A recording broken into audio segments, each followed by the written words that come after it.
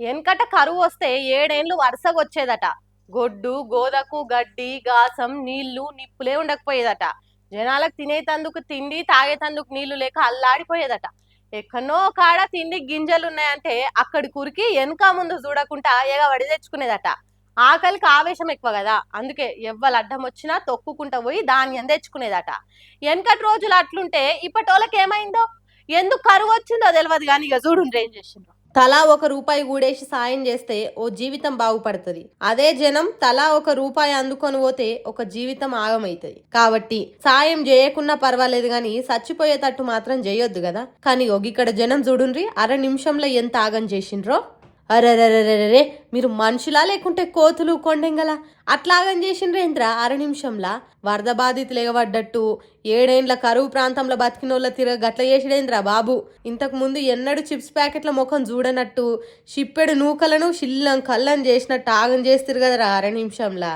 Railway platform మీద chips packet పెట్టి అమ్ముతున్న జాగలియో గీ తిరగ చేసిండ్రు. మరి వాటిని అమ్మేటోళ్ళు ఎందుకు లేరో తెలియదు కానీ మనుషులు ఎవ్వరు లేరని అందుకొని అవతల పడ్డరు.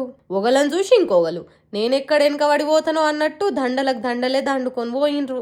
ఆయనతో పోలీస్ ఆయన వచ్చేసరికి ఏటోళ్ళటు ఉరికిండ్రు గాని లేకుంటే అట్ట ముక్కల కాని నుంచి అందుకొని పోయేటోళ్ళు కావచ్చు. అటు దిక్కు చిప్స్ ప్యాకెట్లు అందుకొని పోతున్న ఓ మూతేవారి పోలీస్ సార్కు దొరికే వరకు ఫట్టుమనేసిండు ప్లాస్టిక్ లాఠీతోని. ఇక ప్యాకెట్లు దొరక్క ఉత్త చేతులు ఊపుకుంటూ వచ్చినోళ్ళు అబ్బా ఎంత పని అయిపోయారా, నాకు 2-3 దండలు దొరికితే మంచిగుండు కదరా అని తండ్లాడుకుంటా రైలెక్కి కూర్చున్నారట పోలీస్ సార్ను చూసినాక.